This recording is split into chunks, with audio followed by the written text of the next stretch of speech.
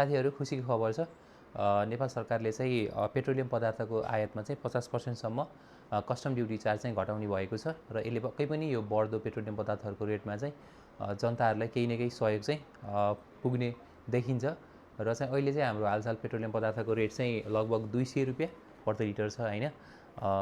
यो चाहिँ सबैभन्दा पहिला अब कति % घट्ने भयो त, कति पैसा घट्ने भयो त पेट्रोलियम पदार्थमा भनेर जान्नुभन्दा अगाडि अब युजुअली चाहिँ हामी सबैको पेट्रोल नै धेरै युज भएको कारण पेट्रोलमा कति पैसा घट्ने भयो त प्रति लिटर यो 50% कस्टम ट्याक्स घटाउँदा भनेर जान्नुभन्दा अगाडि चाहिँ पेट्रोलियम पदार्थको रेट चाहिँ के डिटरमाइन गर्छ त, पेट्रोलको रेट यति हुने भनेर चाहिँ कसरी डिटरमाइन हुन्छ भन्ने कुरालाई बुझ्नुपर्छ। सबैभन्दा पहिला त इन्टरनेसनल क्रुड ओइल जुन चाहिँ कच्चा तेल, काँचो तेल जुन चाहिँ रिफाइन भएको हुन्न, त्यो चाहिँ त्यसको रेट सबभन्दा पहिला त्यो नै एउटा प्रमुख तत्त्व हो जसले चाहिँ पेट्रोलियम पदार्थहरूको रेट चाहिँ डिटरमाइन गर्छ। हामी चाहिँ फुल्ली इन्डियन ओइल कर्पोरेसनसँग के भन्छ त्यो डिपेन्डेन्ट छौँ र इन्डियन ओइल कर्पोरेसनले चाहिँ कच्चा तेल ल्याउँछ, आफूले प्रशोधन गर्छ र एउटा फ्याक्टर त्यहाँ भयो। अनि इन्डियन ओइल कर्पोरेसनबाट चाहिँ हामीले नेपाल ओइल कर्पोरेसनले चाहिँ तेल इम्पोर्ट गर्छ र त्यहाँ चाहिँ सेकेन्ड स्टेप भयो प्राइस डिटरमाइनिङ फ्याक्टरको।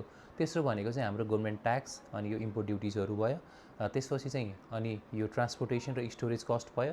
त्यसपछि चाहिँ हाम्रो पम्पहरूले अनि नेपाल ओइल कर्पोरेसनले लिने प्रति लिटर कति छ 3 देखि 4 रुपियाँ हुन्छ विशेषतः, त्यो चाहिँ कमिसन भयो। त्यसपछि चाहिँ पेट्रोलियम पम्पहरूले चाहिँ लिने चार्ज भयो। त्यसपछि चाहिँ बल्ल हाम्रो फाइनल रेट हुन आउँछ, पेट्रोलहरूको रेट चाहिँ यति भयो भनेर फाइनल रेट हुने आउँछ।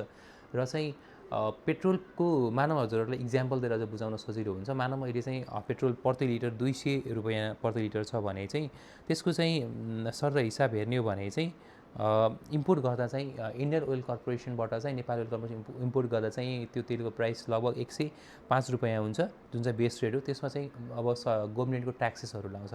ट्याक्समध्ये चाहिँ एउटा भ्याट छ, भ्याट चाहिँ जुन 28 रुपियाँ पर्न जान्छ र यस्तै गरी कस्टम ड्युटी चाहिँ 25 रुपियाँ पर्न जान्छ र इन्फ्रास्ट्रक्चर ट्याक्स चाहिँ 10 रुपियाँ अथवा रोड ट्याक्सेसहरू यताउति 5 देखि 7 रुपियाँ लाग्छ र यसलाई फर्दर चाहिँ अगाडि ट्रान्सपोर्टेसन र स्टोरेज कस्ट चाहिँ यसको 8 देखि 10 रुपियाँ आउँछ प्रति लिटरमा। त्यसपछि चाहिँ नेपाल ओइल कर्पोरेसनले आफ्नो मार्जिन राख्छ जुन चाहिँ 3 देखि 4 रुपियाँ हुने गर्छ प्रति लिटरमा। अनि पेट्रोल पम्पले पनि 1 लिटरमा 4 देखि 5 रुपियाँ कमिसन लिने गर्छ। यसो गरेर चाहिँ तेलको रेट चाहिँ टोटल 200 रुपियाँ चाहिँ पुग्ने गर्छ। र अब सरकारले भनेको कस्टम ड्युटी छ, कस्टम ड्युटीमा चाहिँ 50% घटाउने भनेको छ।